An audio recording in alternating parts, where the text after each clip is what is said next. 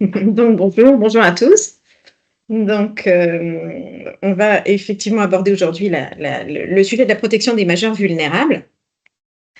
Dans une société où l'espérance de vie augmente et où les pathologies qui affectent les capacités mentales ou physiques sont en hausse, la question de la protection juridique des adultes en situation de vulnérabilité, c'est un enjeu de première importance.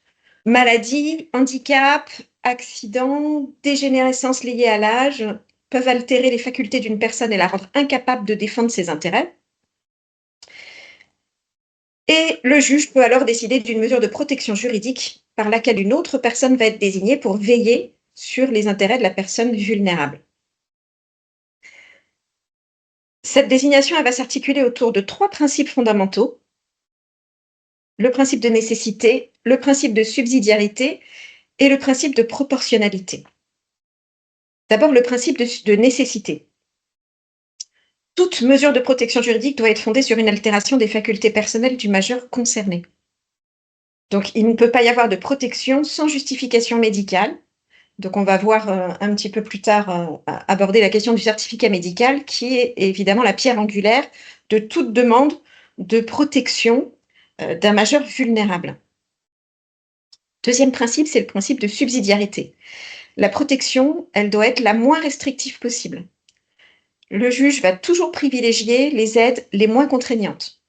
En premier lieu, une simple procuration. On va vérifier s'il n'est pas possible de fonctionner et de protéger les intérêts du majeur vulnérable par le biais d'une simple procuration au conjoint, à un proche aidant.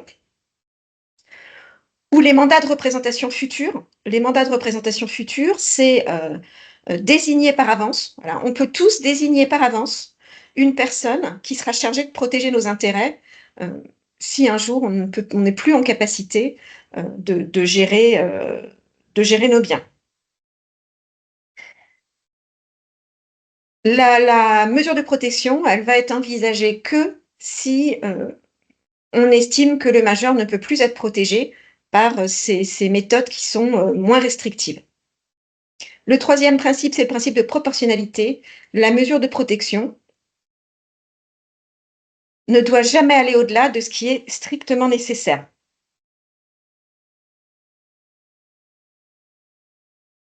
Les différents régimes de protection des majeurs, donc on connaît pour la plupart en tout cas la curatelle et la tutelle, mais le plus léger d'abord, c'est le régime de sauvegarde de justice. La sauvegarde de justice, c'est la mesure de protection qui est la plus légère. C'est une mesure qui est temporaire. Elle est d'un an maximum, renouvelable une fois, donc en tout et pour tout, au maximum 2 ans de sauvegarde de justice.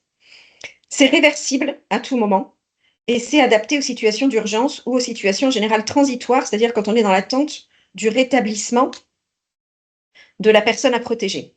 C'est une mesure qui va permettre de protéger les biens et les actes de la personne, mais sans restreindre totalement sa capacité juridique. Et il existe des possibilités même de mesures de sauvegarde qui sont dites autonomes, c'est-à-dire des mesures de sauvegarde qui vont être ordonnées uniquement pour assister le majeur vulnérable dans un acte précis, comme par exemple une vente à l'occasion d'une vente immobilière ou l'acceptation d'une succession. La mesure de sauvegarde ne va s'appliquer qu'à cet événement particulier et elle ne va pas se maintenir dans le temps. Elle est de toute façon révocable à tout moment. C'est le principe de la sauvegarde de justice. Une mesure de protection qui est déjà un petit peu plus contraignante que la sauvegarde de justice, c'est la curatelle. La curatelle, elle va concerner les personnes qui ont besoin d'être assistées dans leurs actes juridiques, mais qui conservent néanmoins une certaine autonomie. Cette curatelle, elle peut être, il y en a plusieurs degrés de curatelle. La curatelle peut être simple. Dans ce cas-là, la personne gère ses affaires courantes seule, mais par contre, elle va être assistée uniquement pour des actes importants, c'est-à-dire des actes de disposition, donc des actes qui emportent des transferts de propriété, donc tout ce qui est donation, vente ou emprunt. Tous les actes graves vont se faire avec l'assistance d'un mandataire, mais les affaires courantes continuent à être gérées par le majeur euh, seul. Sinon, vous pouvez être sous curatelle renforcée et dans ce cas, le curateur perçoit les revenus du majeur protégé et règle ses dépenses. Donc, pour le coup, il va être beaucoup plus interventionniste dans la vie du majeur protégé et la mesure va être beaucoup plus contraignante. Et enfin, la mesure qui est évidemment la plus contraignante, c'est la mesure de tutelle. La mesure de tutelle, elle s'applique aux personnes dont les capacités sont altérées de manière grave et durable. Un tuteur va être désigné pour représenter la personne dans tous ses actes juridiques, donc à la fois ses actes de la vie courante et évidemment, a fortiori, tous les actes qui sont des actes de disposition et qui emportent des effets lourds. C'est le juge qui, dans le domaine de la tutelle, va autoriser au cas par cas les actes de disposition. Donc, tout acte impliquant un transfert de droit à un tiers doit être autorisé par le juge. Le tuteur, lui, il va gérer tous les actes de la vie courante et uniquement les actes de disposition avec sur autorisation du juge. Et on le verra éventuellement après avis d'un conseil de famille. Si un conseil de famille est mise en place, ce qui n'est pas une obligation, mais ce qui est une possibilité. Les acteurs de la protection des majeurs vulnérables, justement, on y vient. C'est évidemment d'abord le juge des contentieux et de la protection, qu'on appelait autrefois juge des tutelles, mais on a des dénominations qui changent en permanence. Donc maintenant, c'est le juge des contentieux et de la protection. C'est lui qui va être garant du respect des droits du majeur vulnérable. C'est lui qui, évidemment, est saisi pour ordonner une mesure de protection. Et qui contrôle l'intervention des mandataires. C'est en deuxième lieu la famille et les proches, auxquels le juge va accorder la plupart du temps un rôle préférentiel et éventuellement un rôle de contrôle. Quand on va demander une mesure de protection, je vais trop vite, on va hop, en préférence s'adresser à la famille et aux proches aidants. Et c'est à défaut de famille ou de proches ou de volonté de ces proches d'intervenir et d'avoir un rôle de curateur ou de tuteur qu'on va s'adresser en dernier recours à un mandataire professionnel. Qui peut demander une mesure de protection? C'est d'abord le majeur lui-même qui peut se sentir effectivement en situation de vulnérabilité et qui a la possibilité, dans le cas, de saisir lui-même le juge des contentieux de la protection pour demander à être protégé. Son conjoint, c'est souvent le cas, ses parents ou alliés, toute personne avec laquelle il entretient des liens étroits et stables. Ça peut être le mandataire, notamment quand vous êtes, en fait, quand il y a déjà un mandataire qui est désigné dans le cadre d'une mesure qui va être la moins contraignante possible. Par exemple, vous avez déjà une mesure de protection qui est existante et le mandataire s'aperçoit que l'état du majeur se détériorant, la mesure de protection n'est plus adaptée, qu'il faut passer à une mesure de protection plus contraignante. Donc, le mandataire peut être demandeur d'une mesure de protection. Ça peut être évidemment un médecin ou le directeur, le responsable d'un établissement de santé, notamment d'EHPAD. Et ça peut être enfin le procureur de la République quand il est saisi de plaintes. Des plaintes pour escroquerie, des plaintes pour abus de faiblesse. Dans ce cas, effectivement, il a la possibilité, le procureur, de saisir le juge des contentieux de la protection d'une demande de protection à l'égard d'une victime potentielle.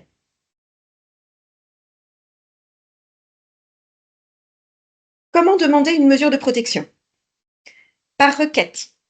Requête adressée au juge des contentieux de la protection. C'est une requête qui est sans frais, sans avocat obligatoire, dans laquelle vous devez joindre un descriptif des difficultés rencontrées, un certificat médical, un descriptif de la situation familiale, financière et patrimoniale du majeur dans la mesure évidemment où vous en avez connaissance. Le juge va recevoir la personne qui demande la mesure de protection, mais également la personne à protéger, qui peut être assistée d'un avocat. Le majeur vulnérable, il peut être entendu dans tout lieu approprié. Et il n'est pas rare que les juges des contentieux de la protection se déplacent dans les hôpitaux ou dans les lieux de vie des personnes à protéger. Ce n'est pas une difficulté, hein, on le voit assez régulièrement. S'il l'estime opportun, le juge peut aussi auditionner le conjoint, les parents, les alliés du majeur à protéger et toute personne qui entretient avec ce majeur des liens étroits. Et éventuellement son mandataire ou son curateur s'il a déjà fait l'objet s'il est déjà sous une mesure de protection moins contraignante. L'élément essentiel du dossier de mesure de protection, c'est le certificat médical. Le certificat médical, il ne peut pas être établi par le médecin traitant. Il doit être établi par un médecin agréé à cet effet, qui est inscrit sur une liste dressée par le procureur de la République. Donc le médecin traitant, il peut évidemment être invité à donner son avis. Vous avez intérêt à joindre de toute façon un dossier médical que vous allez soumettre au médecin agréé. Vous avez intérêt à nourrir votre demande auprès du médecin agréé par un certificat de votre médecin traitant, mais c'est évidemment pas le médecin traitant, pour des questions de sécurité évidentes, qui peut ordonner, enfin qui peut établir un certificat médical qui va servir de support à une demande de mesure de protection d'un majeur vulnérable. Ce certificat, il doit contenir un certain nombre d'éléments obligatoires. Il doit préciser si la personne à protéger est en capacité d'être auditionnée. Et s'il ne prévoit pas de dispense d'audition, effectivement, l'audition sera automatiquement organisée par le juge des contentieux de la protection.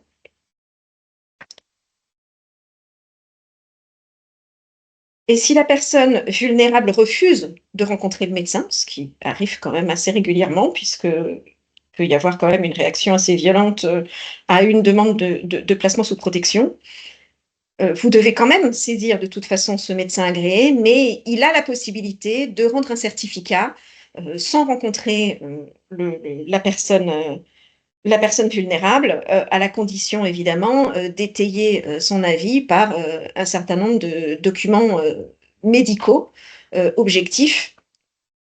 Et c'est là que le médecin traitant va jouer forcément un rôle important.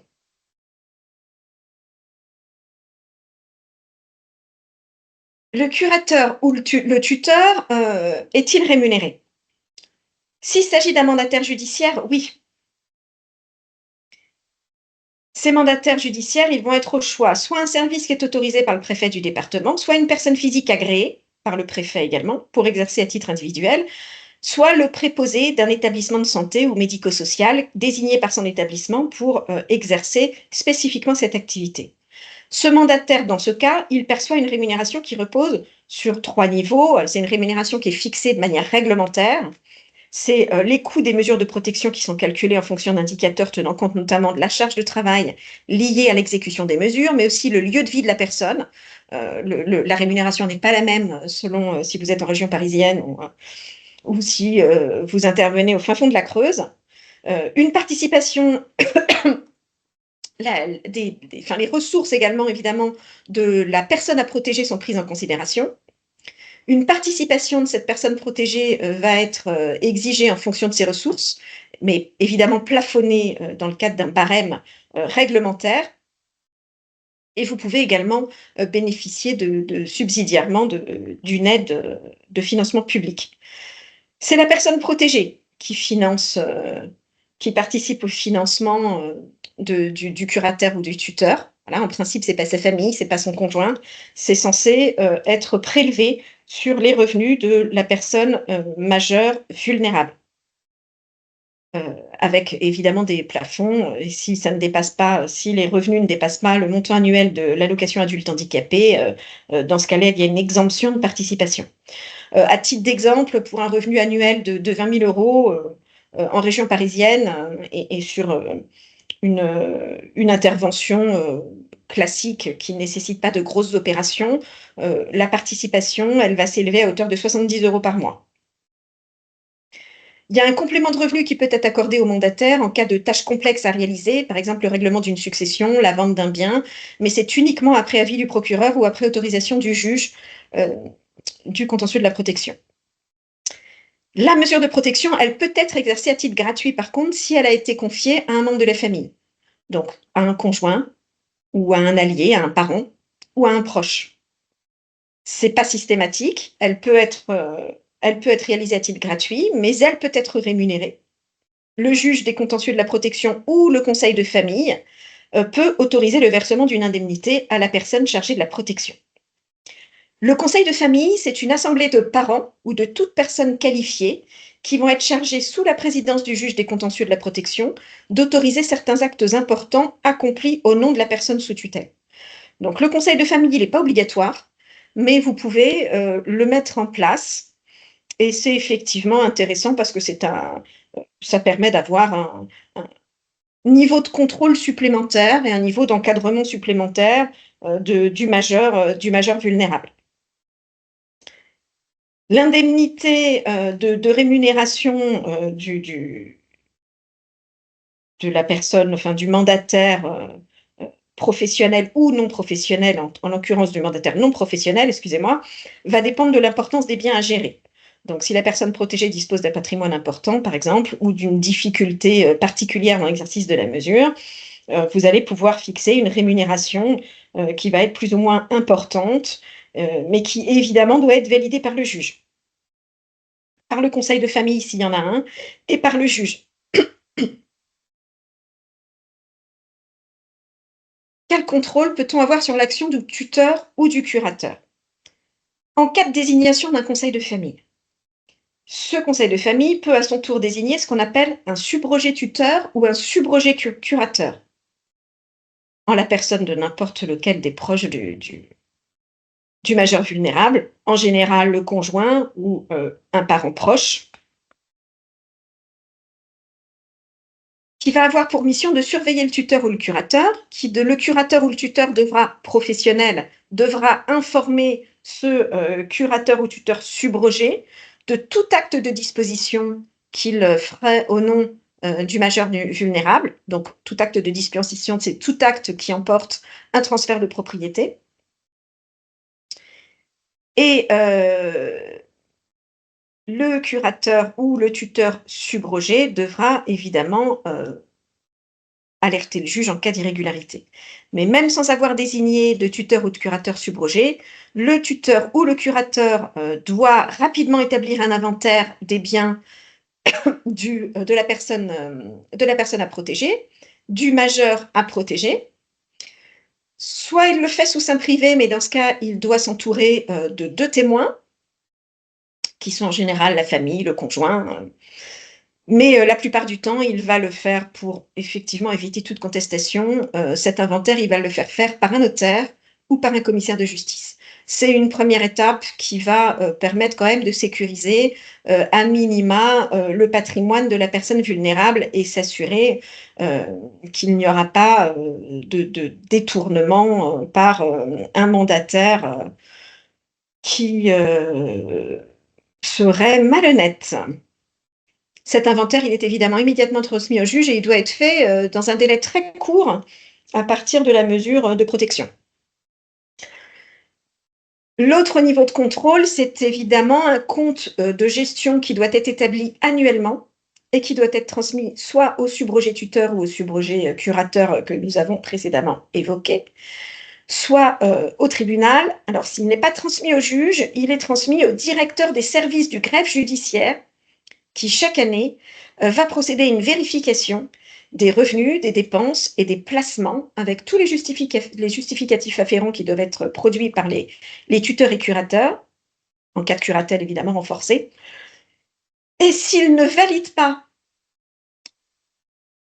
ce compte de gestion, le juge en est saisi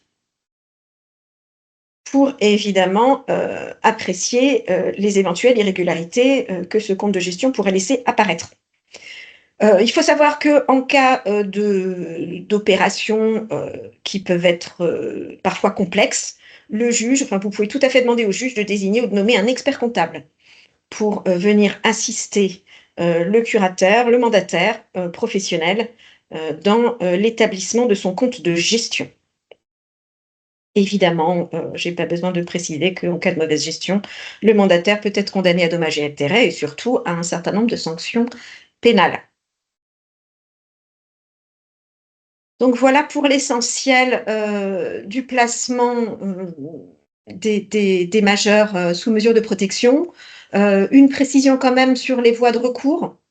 Le majeur protégé, toute personne intéressée, donc conjoint, parent, peut évidemment contester le jugement qui ordonne la mise sous protection d'un majeur dans un délai de 15 jours.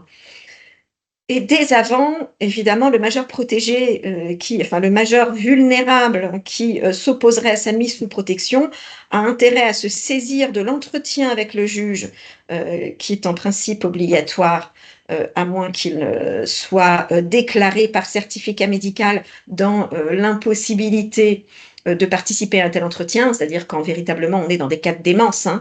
Sinon, dans tous les autres cas, l'entretien du majeur considéré comme vulnérable avec le juge s'impose, et le majeur qui ne souhaiterait pas être placé sous protection a tout intérêt à se saisir de cet entretien pour montrer effectivement qu'il est en capacité de gérer ses affaires, en se reposant sur éventuellement en étayant ses propos avec des certificats médicaux de son médecin traitant ou effectivement de médecins, qui l'auraient suivi, au cours de diverses interventions pour, garantir qu'il est parfaitement en état, qu'il a été jugé comme étant parfaitement en état de gérer, ses actes les actes de la vie courante.